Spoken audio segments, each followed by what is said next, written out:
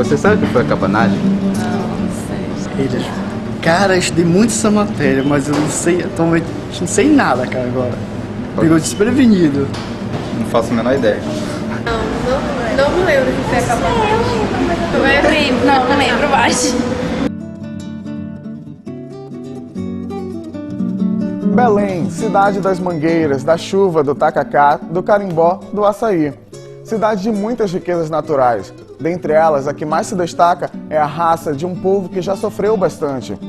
Sinta-se à vontade para nos acompanhar no estudo de um dos mais fascinantes acontecimentos históricos que já ocorreram nesta terra de tantos conflitos.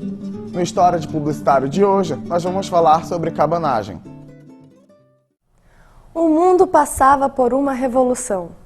As pessoas eram constantemente bombardeadas pelos ideais iluministas, como igualdade, fraternidade e liberdade. Aqui no Brasil, tudo tem início com a mudança da corte portuguesa para o Rio de Janeiro. Agora não éramos apenas uma colônia e a realidade do povo começava a mudar. Surgiram bancos, bibliotecas, faculdades, tudo é claro, muito direcionado à elite. Mas a partir deste momento, o Brasil começa a tomar as rédeas em direção a uma possível independência. Os Estados Unidos proclamam a independência, encorajando ainda mais o povo brasileiro a lutar pela liberdade. Passamos então pela Conjuração Baiana, pela Inconfidência Mineira, até que, em 1822, o Brasil torna-se um Estado independente. No Grão-Pará, a ideia de independência não foi aceita de imediato. A elite paraense ainda era muito ligada aos valores europeus, principalmente a Portugal. O povo do Pará, menos privilegiado, sofria com a exclusão. Um país que presenciou revoltas de grandes proporções, como a Balaiada, a Guerra dos Farrapos, a Guerra dos Canudos, clamava por justiça. Aqui no Pará não seria diferente. Durante o período que Dom Pedro I renunciou até Dom Pedro II assumir, uma onda revolucionária se estendeu do Nordeste paraense até a cabeceira do rio Solimões, no Amazonas. A população estava insatisfeita com a dominação portuguesa na região. Em 15 de agosto de 1823, com a adesão do Pará, a resistência aumenta. No dia 15 de outubro do mesmo ano, uma parte nobre se junta a uma frente militar para iniciarem uma revolta. Desta forma, casas de portugueses foram invadidas e estabelecimentos saqueados. O governo reprimiu a revolta e prendeu 256 revoltosos, que foram jogados como lixo no porão do navio Brig Diligente. A sede, o calor, a falta de ar faziam os prisioneiros gritarem desesperadamente, o que ecoava pelas ruas nas proximidades da embarcação. Para silenciar de vez a revolta, o governo ordenou o despejo de cal virgem nos prisioneiros. Apenas 3 horas foram necessárias para que todos morressem. Este episódio ficou mundialmente conhecido como o Massacre do Brig Palhaço. Fica a cabanagem, a glória de ter sido a primeira insurreição popular que passou de uma simples agitação a uma tomada efetiva de poder. O episódio do Brig Palhaço não conseguiu implantar normalidade. Ao contrário, os ânimos ficaram ainda mais exaltados. Sob a liderança de Batista Campos, os cabanas depuseram uma série de governantes nomeados pelo Rio de Janeiro. Em dezembro de 1883, o governo da Regência Trina Permanente conseguiu retomar o controle da situação e Lobo de Souza assumiu o governo. Os cabanas, em menos de um dia, atacaram e conquistaram a cidade de Belém, assassinando o presidente.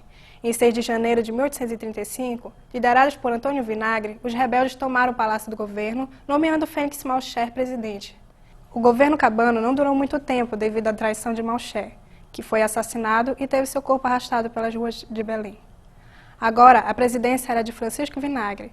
Se não fosse a intervenção de Antônio, teria entregue o governo ao poder imperial.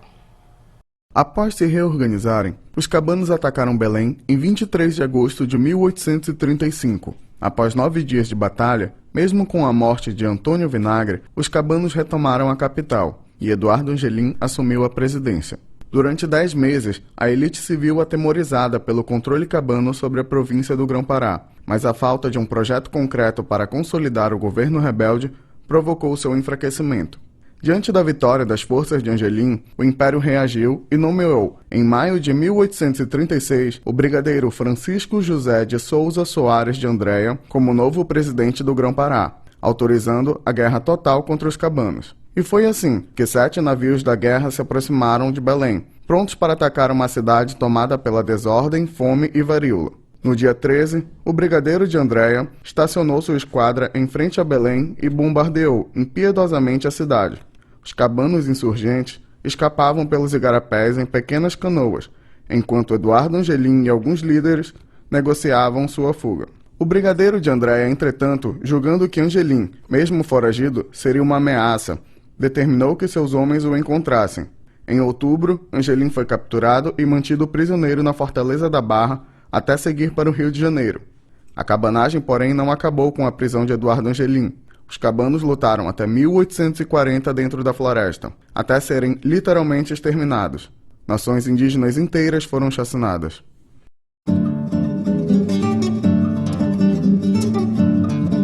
Batista Campos, como principal líder intelectual e político desse povo escravizado, explorado, discriminado e perseguido, já se tornara o símbolo do movimento que se formava.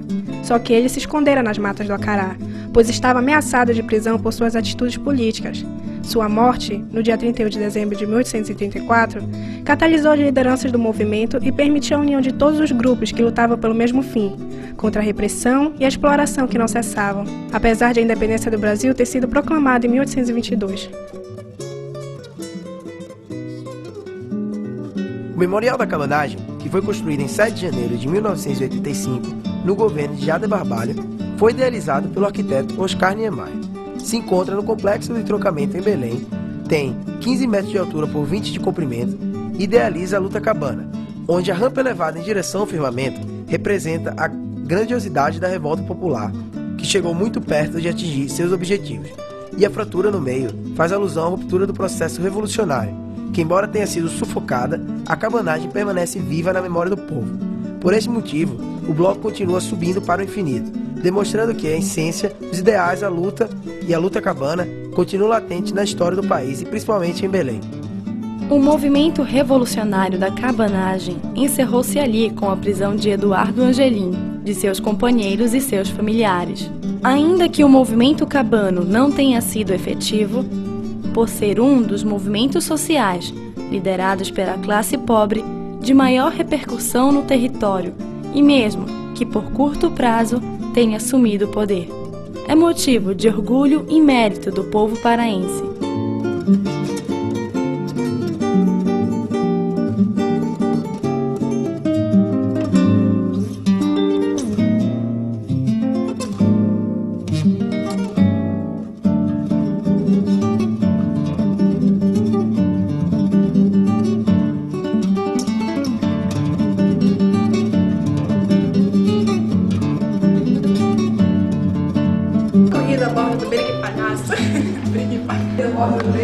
Olha pra... Aí é na nossa câmera aqui.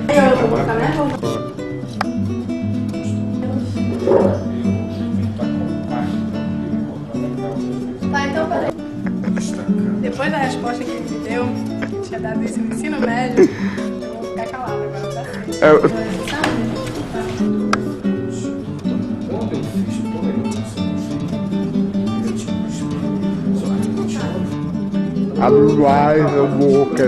Uau, uau, uau, uau. Vem dizer que o meu é leite também? Absurdo isso! Como assim? Se houver a possibilidade da mudança, porque tudo...